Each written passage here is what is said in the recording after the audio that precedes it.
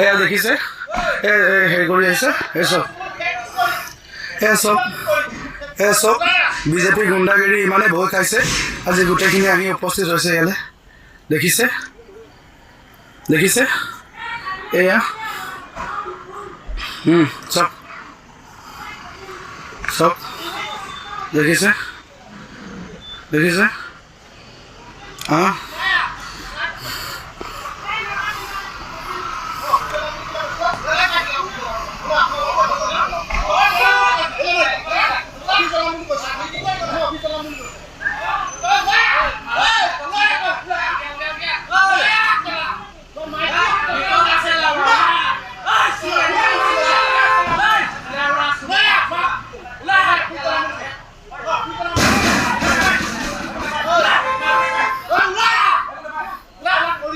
দেখিছে বিজেপিৰ চৰিত্ৰ চব এই ভয় খাই চব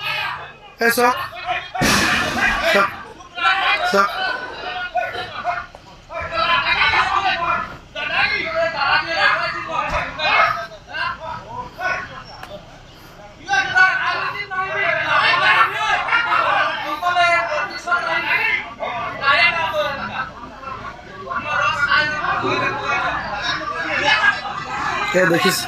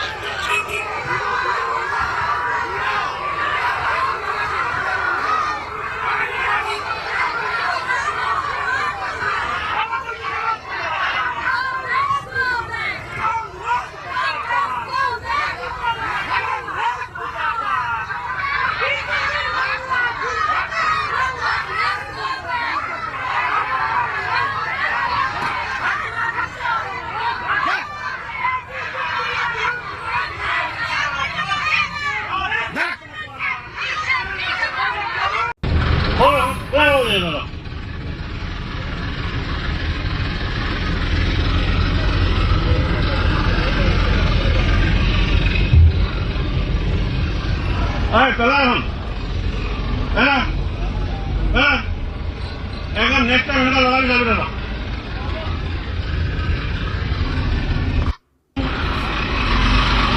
Apa? Hold.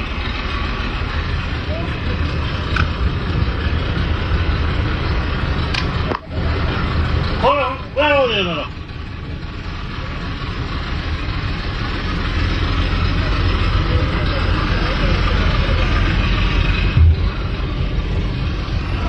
Pelahan, next time kita lagi jalan dah.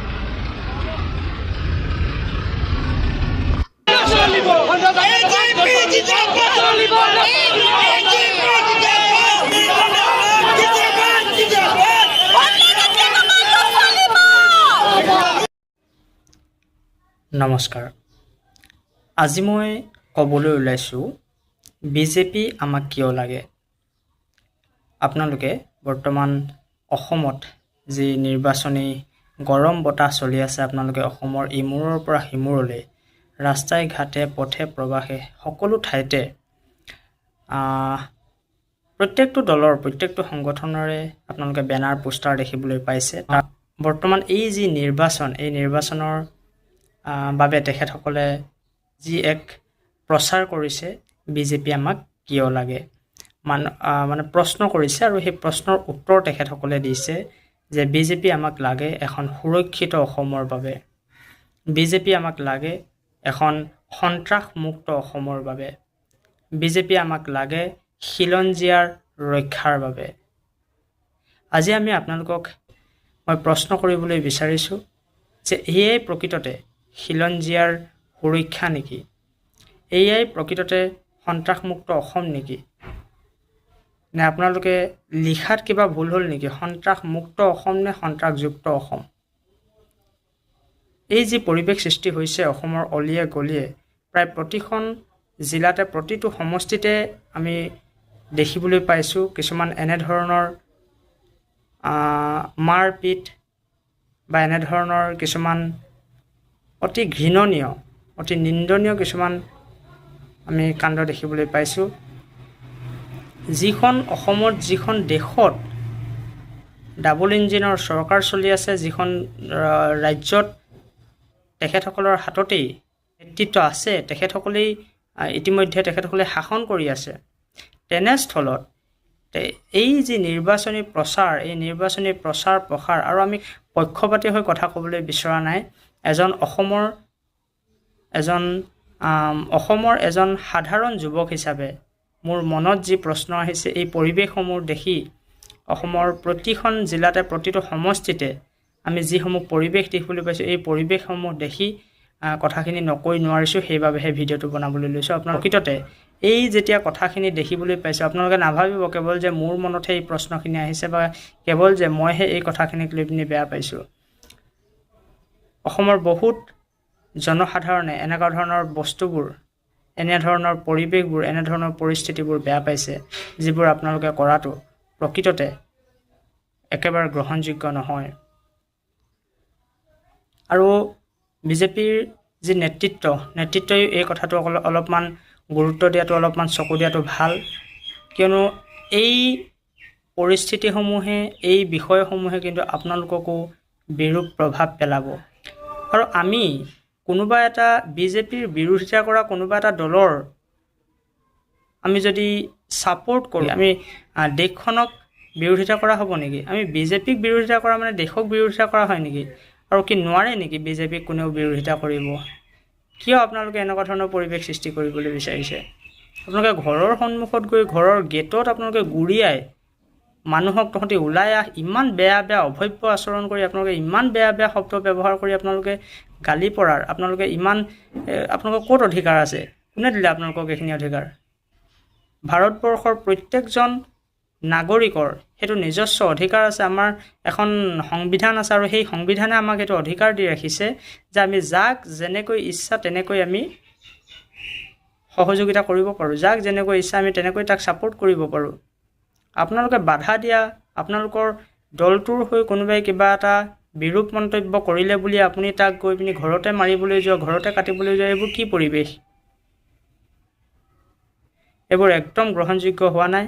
আৰু এই পৰিৱেশবোৰ যদি এনেদৰে থাকে, আমি কিন্তু এনেকুৱা লগা নাই যে এখন সন্ত্ৰাসমুক্ত অসম হ'বলৈ গৈ আছে, এখন কিন্তু সন্ত্ৰাসযুক্ত অসম হ'বলৈ গৈ আছে, যিটো সন্ত্ৰাসত বন্দুক বাৰুদ নাথাকিলেও ঘৰতে কিন্তু গাড়ী 5খন 6খন 8খন 10খন গাড়ী লৈ ঘৰতে গৈ পিনি মাৰিবলৈ যোৱা, কাটিবলৈ যোৱা, এনেকুৱা ধৰণৰ এখন সন্ত্ৰাসযুক্ত অসম আমি কেতিয়াও বিচৰা নাই। গতিকে আমি বিজেপিৰ নেতৃত্বত অনুৰোধ জনাইছোঁ, এই বিষয়টো আপোনালোকে অলপ গুৰুত্ব দিয়ক, অন্যথা অনাগত দিনত কিন্তু আপোনালোকে ইয়াৰ বাবে এক ভয়ানক পৰিস্থিতিৰ সন্মুখীন হ'ব। আপোনালোকে কিন্তু ইয়াৰ যি বিৰূপ প্ৰভাৱ আপোনালোকৰ দলত বা আপোনালোকৰ এই নিৰ্বাচনত আহিবলগীয়াই হওক, এইটো বিধানসভা নিৰ্বাচনতে হওক বা ইয়াৰ পিছৰ পৰ্যায়ৰ যিসমূহ নিৰ্বাচনেই হওক, সেইসমূহত কিন্তু আপোনালোকে দেখিবলৈ পাব। আৰু অসমত আমি এনেকৈ ধৰণে দাবী ধমকি দি পিনি কাৰোবাক জোৰ জবৰদস্তি কোনোবা এটা পাৰ্টিক ছাপোৰ্ট কৰিবলৈ কাৰোবাক এনেকৈ ধৰণে কৰাটো আমি কেতিয়াও গ্ৰহণযোগ্য বুলি নাভাবোঁ। এইটো কেতিয়াও গ্ৰহণযোগ্য নহয়। গতিকে আমি কেৱল এই ভিডিঅ'টো বুলিয়ে নহয়, আমি কেইবাটাও ভিডিঅ' দেখিছোঁ যে এনেকুৱা ধৰণৰ হৈছে।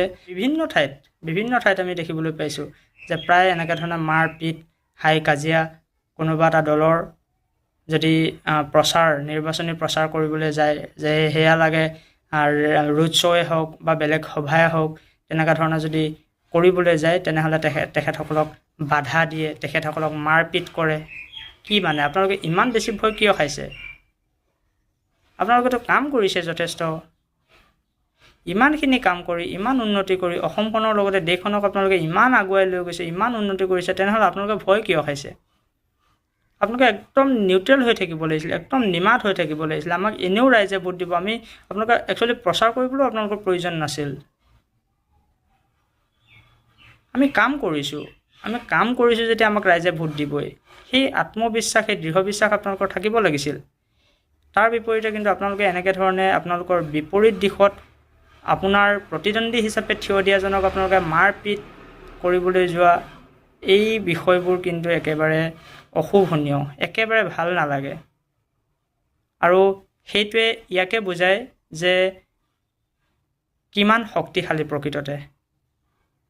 গতিকে আপোনালোকে এনেধৰণৰ পৰিৱেশ সৃষ্টি কৰি, এনেধৰণৰ পৰিস্থিতি সৃষ্টি কৰি আপোনালোকে নিজৰ যি স্বৰূপ, সেই স্বৰূপটো উদঙাই নিদিবলৈ মই আপোনালোকক পুনৰবাৰ অনুৰোধ জনাইছোঁ। আৰু দেখি আচলতে মনটো সহ্য নহ'ল, সেই কথাটো সেইবাবেহে মই ক'বলৈ বাধ্য হৈ পিনি ভিডিঅ'টো বনাইছোঁ।